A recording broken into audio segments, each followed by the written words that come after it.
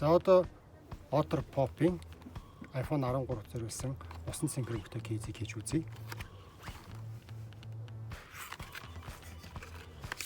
За энэ кейсийг бол харин нөгөө Defender болон бусад кейс шиг салгах шаардлагагүй шууд уцаа хийн.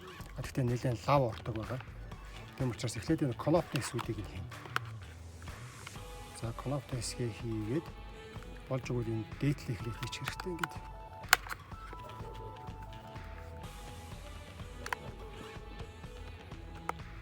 За ингээд бусад хэсгүүдийг хийсний дараа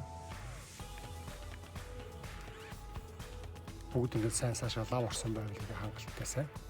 За одоо ингээд конопнуудыг дарж үзье. Чөлөөтэй сайн ажиллаж байна. Ямар нэг саад алга.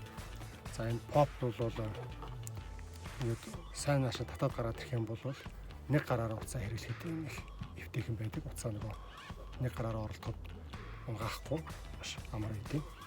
За дээрэс нь энийг тогтоогч болгож хэрэглэж болно. Ингээд бага зэрэг хазгаалгаад тэг ингээд тавихад энэ маань өөрөө ширээн дээр тогтогч болдог. За энэ Aqua Tricolent буюу усан цэнхэр өнгөртөө Otter Box-ийн Otter Pop гэдэг заврын кейс байна. За энэ мөн гадаргуу нэг хорооныхээ гарахгүй. Дээрэс нь антибактери буюу бактери өртөхгүй материалтай байгаа. За энэ илүү гарсан ирэмгэн ингээ сайн харах юм бол дэлгэснээс бага зэрэг илүү гарсан. За мөн камерны хэсэг нь камернаас бага зэрэг илүү гарсан. Энэ хэсэг нь уцыг газар унгахад дэлгэцээр юм уу камер талаараа унгах юм бол хагарахгүй л гэсэн хамгаалттай энэ кейс байна. За ингээд Otter Pop заврын кейсийг танилцууллаа.